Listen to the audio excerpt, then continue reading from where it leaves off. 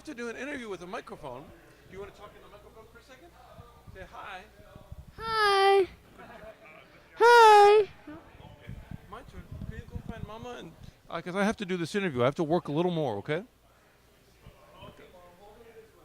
Hi, Paul. Hello. My name is Andrei.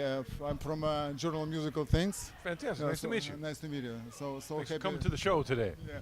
So happy to see you here finally in Toronto, Yeah. in Canada. Yeah. Well, this is very exciting for me. It's my first solo tour I've done in North America. I've done a show here or there before with my solo band, but this is the first time we got the bus and did the whole thing right. I've done a lot of solo tours in Europe before, and of course Japan and Southeast Asia. But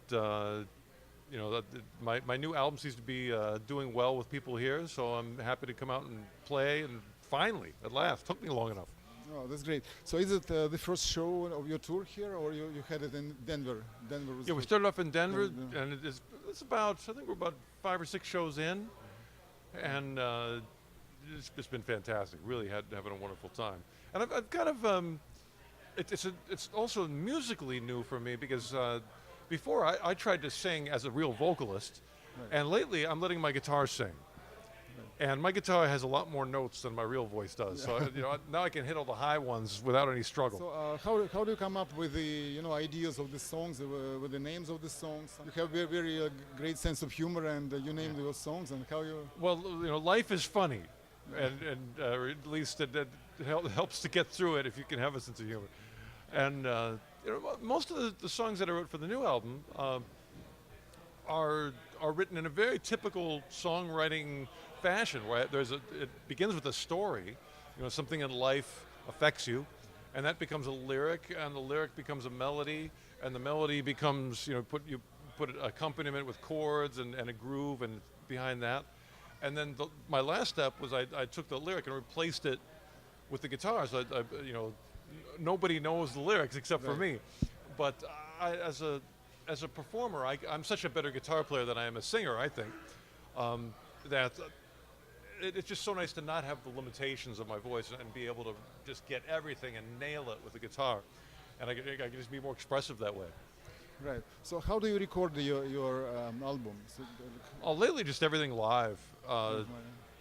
Anything else, like, of course, with technology, you can spend forever editing, and you can, you can overdub and create these things. And I've done that, but at this point, I don't have the patience for it. I just want to play music, and to sit around and do all that waiting and editing, to me, it's just like a waste of life. I want to play, and if that's hopefully that's good enough. And to me, I prefer that. I love the sound of like real musicians playing together, listening to each other.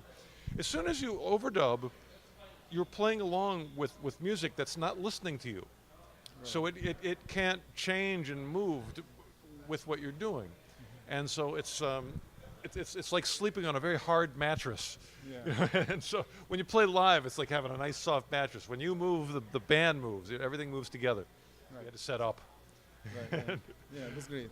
Yeah, and I love your sound, and you change different amps, maybe different pedals, different guitars, and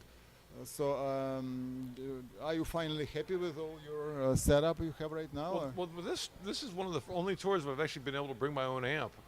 Right. Because usually we're doing a lot of flying gigs, and there it's not practical to bring big stuff, so you just rent things.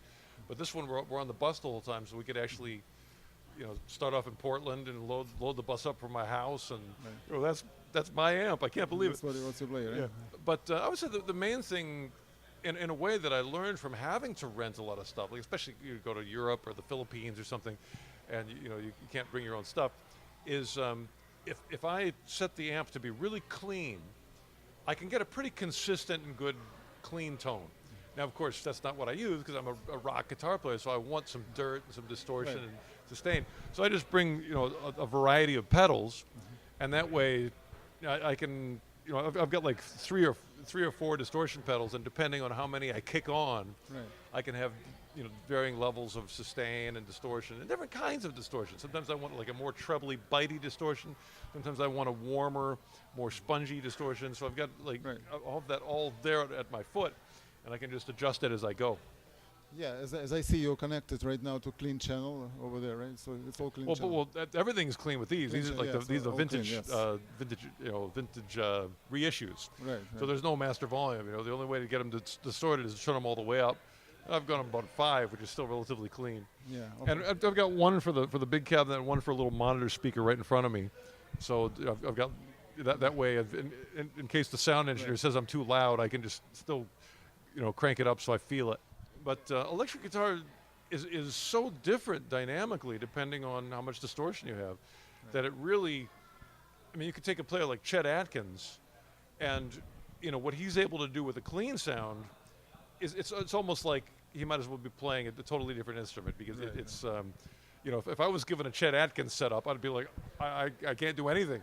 And at the same time, if you gave him like a fire-breathing monster distorted sound, that would be a mess. So it's everybody kind of adjusts it for themselves, and then once you got your sweet spot, then it comes from the hand. Well, of course, when the first Van Halen album came out, everybody wanted to use the whammy, and I did too. Yeah. And I think just as time went on, I felt that I didn't really find my own voice with it. Right.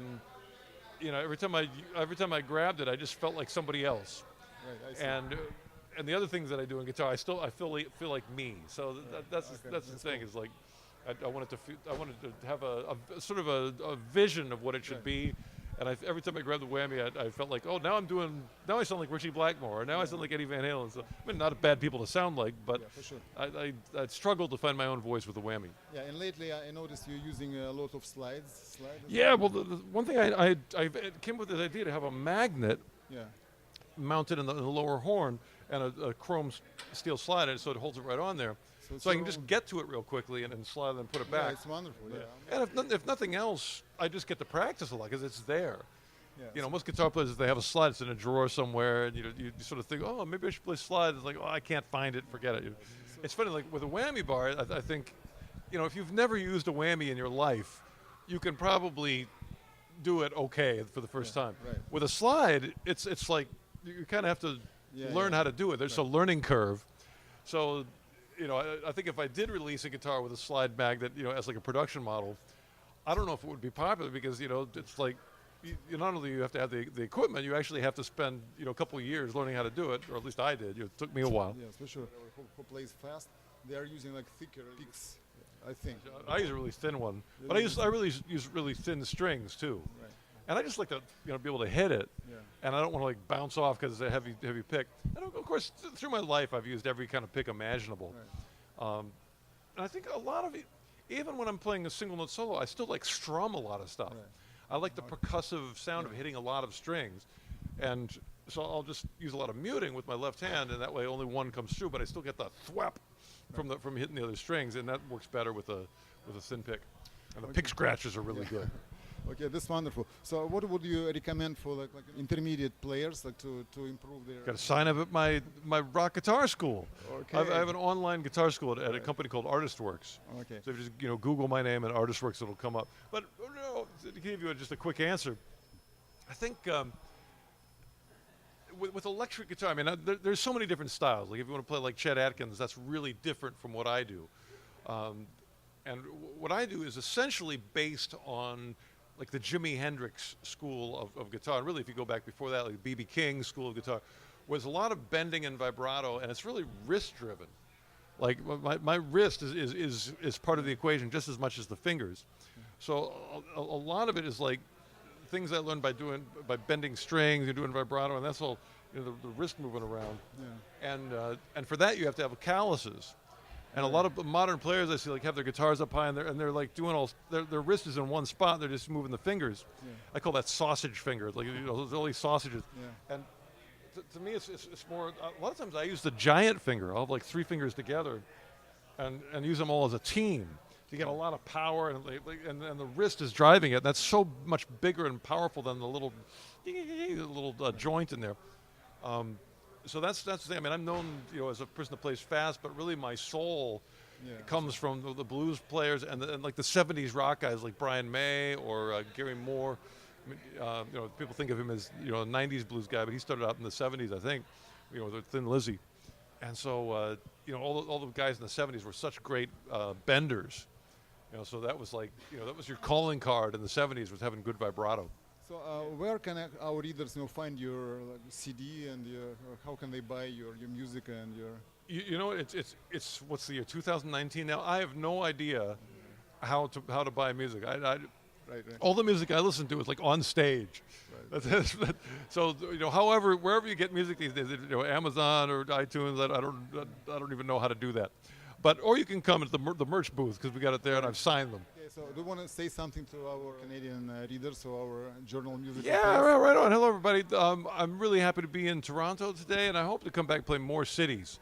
I know I've gotten a lot of feedback on my Instagram stuff. People say, like, Toronto, that's not a Canadian tour. You do Winnipeg and Montreal and Vancouver, Edmonton, Calgary. I've played some of those places before, like when we opened up for Rush, or when we came with Mr. Big, or on the G Street tour we played Montreal. Yeah. So this hopefully there's just a start. And to the show tonight, I think is sold out. So it's or 3 people away from it. So hopefully that's good news. We'll be back more. Okay, thanks so much, Paul. We're so glad to see you here, and thanks for your interview. Right on. Thank you so much. Rock and roll. Yeah. Yeah. Woo. Hey!